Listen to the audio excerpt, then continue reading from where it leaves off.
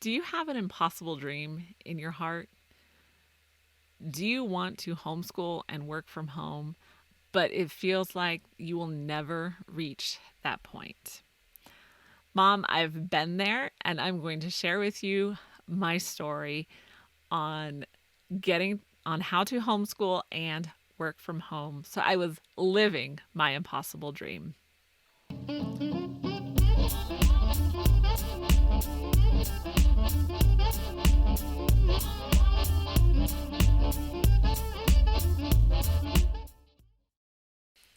Hey, Mom. So I'm Jody, the mom from Life Unboxed, and I am a successful virtual assistant and homeschool mom of 6.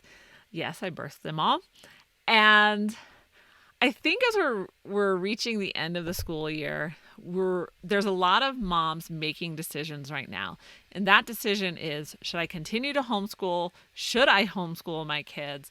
And then the question inevitably comes to how to homeschool and work from home. So I wanted to address this because I have been doing this for almost 10 years now. And I know what it's like to be in a place where you feel like this is never going to happen. As we're driving through rush hour traffic in New York City, and yes, it's as bad as everyone says it is, sometimes worse. And, we have screaming kids in the back because they're just tired of being in their car seat because we've tested their patience on that. They've been in it for 2 hours. And, weaving our way in and out of traffic. And I remember just thinking, like, I don't want the rest of my life to be like this. And I know and at the time, it seemed completely impossible. I knew that I couldn't stop working because my husband and I, we worked together, and we both worked in a nonprofit. And if you've ever been involved in that industry, it doesn't cater to a one income family.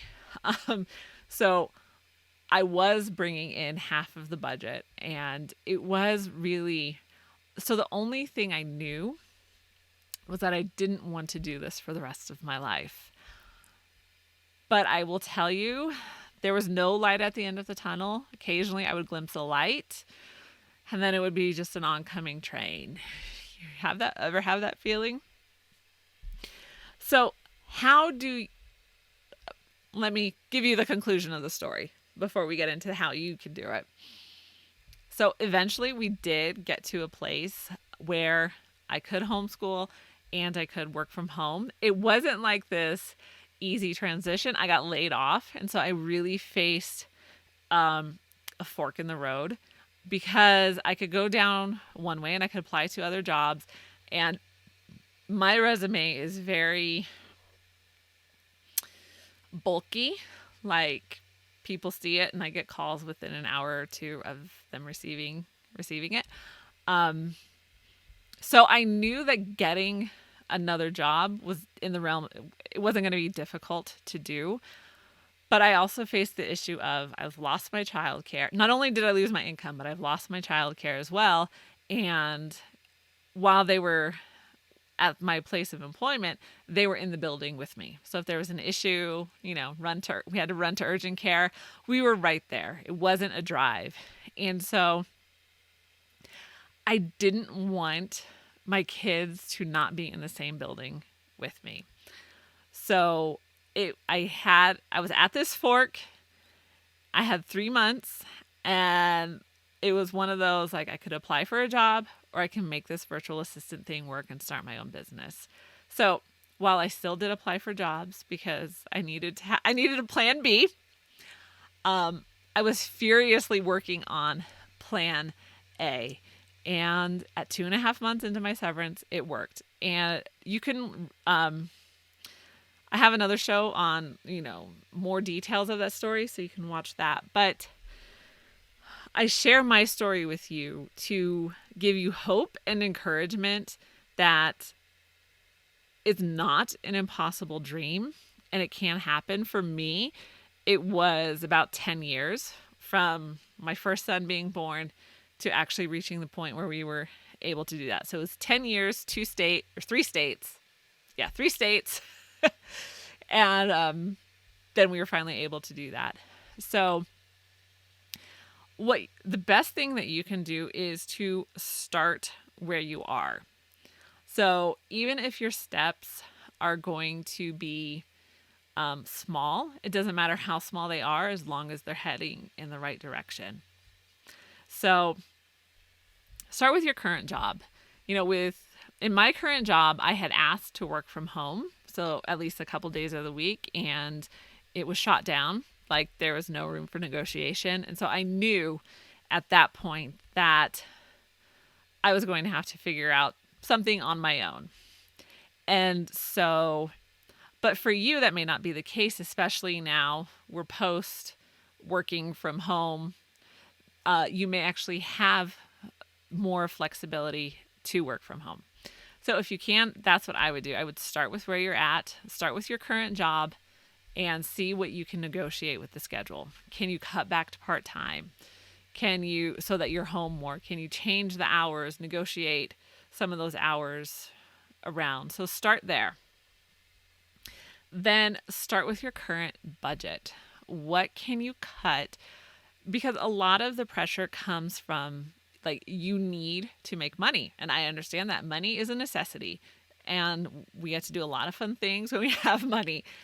But what is your budget at the moment? What is the very minimum you absolutely need to make in order to meet your commitments? And here's the thing with that. That is where you're just going to start. Like you're not necessarily going to stay there, but if your goal is to work from home and homeschool, then you might need to scale things back, and that's okay. So figure out, look at your current budget. What can you do to scale back to the bare bones? And then, so once you're finally, you're at this place of your dream has come true, and now you get to homeschool your kids and all that good stuff. You might reach a point where you're thinking to yourself, especially in the first year, what am I doing? Why am I homeschooling? This is a disaster. I may have some experience in this. And so don't judge your homeschool on your first year, because there's a lot happening in that first year that you don't realize. If your kids were in school, you're deschooling. You're trying to figure out what works best for your family. And the biggest obstacle I have found is that you might have the wrong curriculum. At our first year of homeschooling, it was a disaster. And I am a second generation homeschooler. So I was like, I got this. Like, this is going to be a piece of cake. I know exactly what to expect. And like, this is going to be a breeze.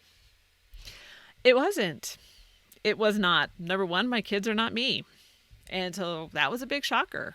Like, I like learning and I like books and all these things. And, that's not my kids' personality per se, at least, especially my boys.